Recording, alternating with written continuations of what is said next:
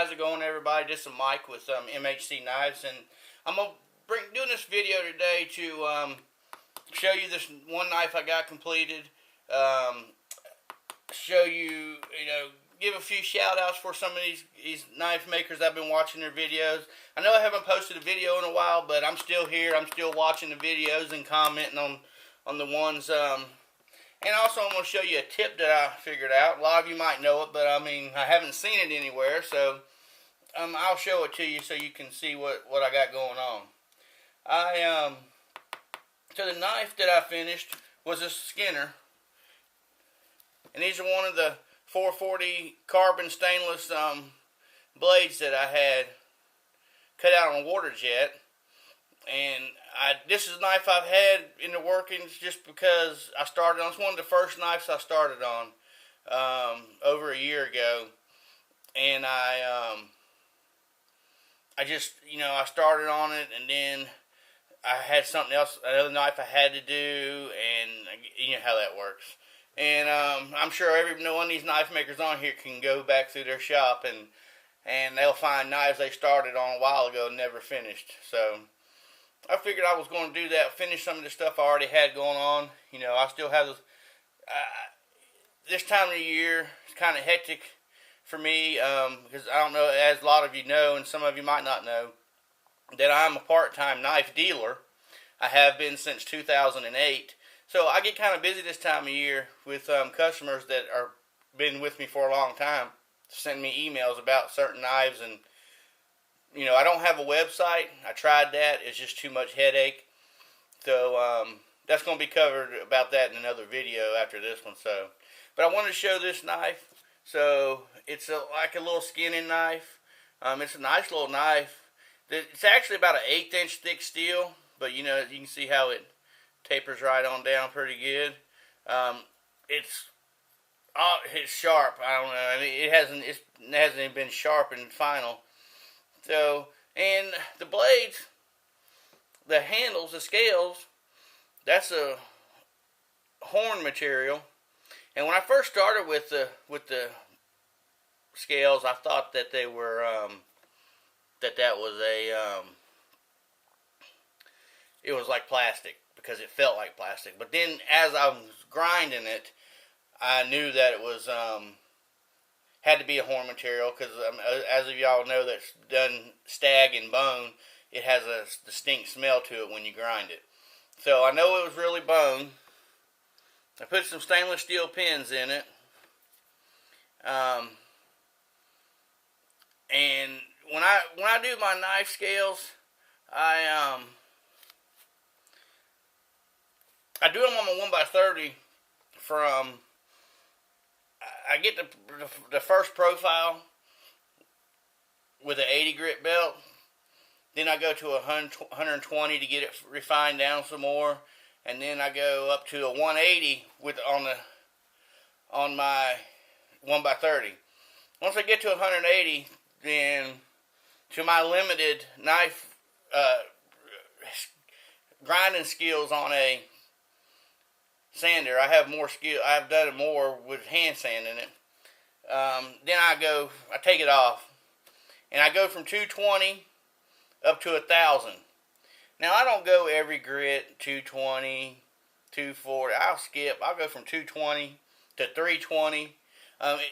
People say, well, it requires more sanding, but it's not going to take no longer to go from a 220 to a 320 and sand it on out than it does to go from each one in between. So, if you look at it, I don't see, you can't see any scratches. I don't see any scratches. If there is, they're very minor. And but I hand sand it all the way from 220 up to 1,000. And this one come out pretty decent. Now on these type of handle materials, you can see it has like a matte finish, got a little shimmer to it, not a whole big shine. What I use for that is something that I used to do model cars. And we had a product that a lot of people might know about it. But let me get it over here.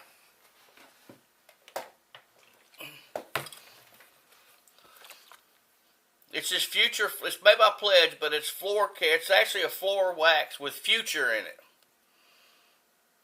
and it's an acrylic. And you just take it with a rag and wipe it on and let it dry. In the modeling, we use it for, you get plastic windshields with a scratch or whatever. You put them in that and let them sit and take them out and let them dry. You can't even see the scratch anymore. So that helps out with, it'll help out with some minor scratches on your scales like this. You can use it on wood, whatever. And that's just one coat. It's not been, a lot of coats.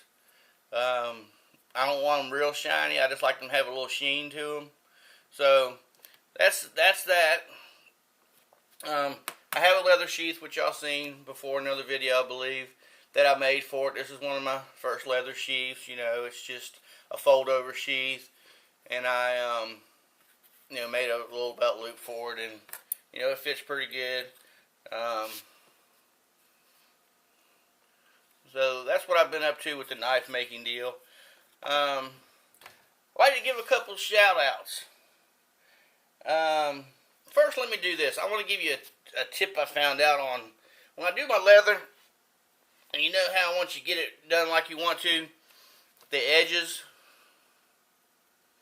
you burnish your edges and get them straight and all that.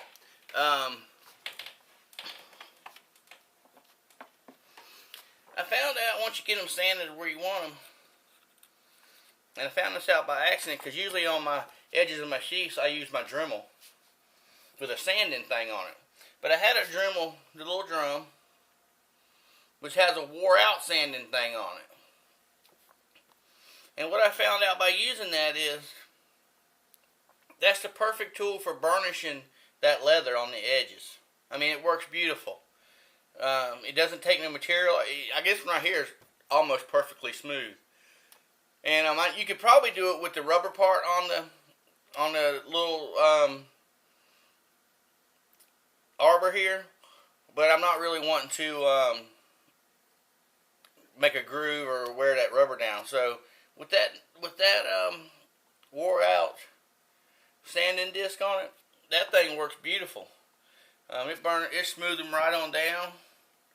I mean, it's looking pretty good. So that's that. Now, what I was getting ready to do is some shout outs.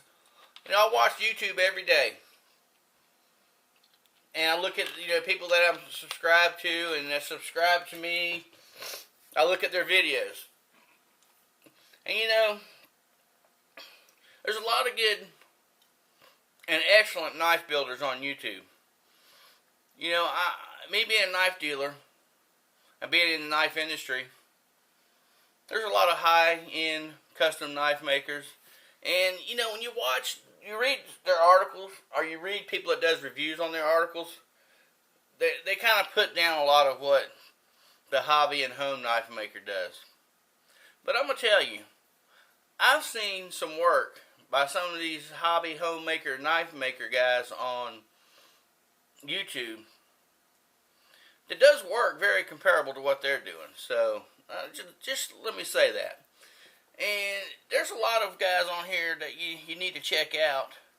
And there's so many of them, I'm probably going to miss some because I didn't write them down. That's just me. I always do things like these videos. One take, go right through it, whatever. So, some of the new guys, like Brotan Knives, makes excellent knives. Johnny Blades. There's a Michael E. guy, I think that's his name. They're making wonderful blades. And you got TR Prepper that's getting into it. I was watching his videos. Right now he's into the political deal, which I don't get into, but I still watch him. That stuff's pretty funny. But you got other guys on here. Diggs Fossils and Knives. LB Custom Knives. Chuck Richards Knives. Gavco. Crash Blade. Mr. Coop. Foxwood Knives. Chris Taylor. I mean, there's so many of them on YouTube that are making high quality professional stuff. And so, you know, check out some of these guys and look at what they're doing. You know, I haven't had my YouTube count, but a month or so. I have another YouTube account which has to do with my model cars that I was doing. And I got over 600 subscribers and 30-some thousand views on that channel. This channel has been kind of slow. I had it about a month. I got 14 subscribers and about 65 views, which is fine. But you know, I'm gonna get ramped up. I've been buying equipment, you know, doing some things, trying some things. So, you know, I'll get there. But up until now, you know, I've been enjoying watching the videos, watching what people's doing. So that's pretty much all I've got right now. Probably the next knife I'll be working on is this blade I got. It's a 1095 carbon steel blade. And we'll probably be doing something with that. You know, since I broke my ankle, it's hard to get around and going to doctors and doing all that. So I didn't think I was going to be off work but a few weeks. It's been 2 months and it looks like it's going to be longer. So I'll probably ramp up doing some more videos. And I'll put another video out about my knife business and what I plan on doing with that, incorporating some of that into YouTube. So, you know, check that video out too. But until the next time, this is Mike with MHC Knives, and I'm out.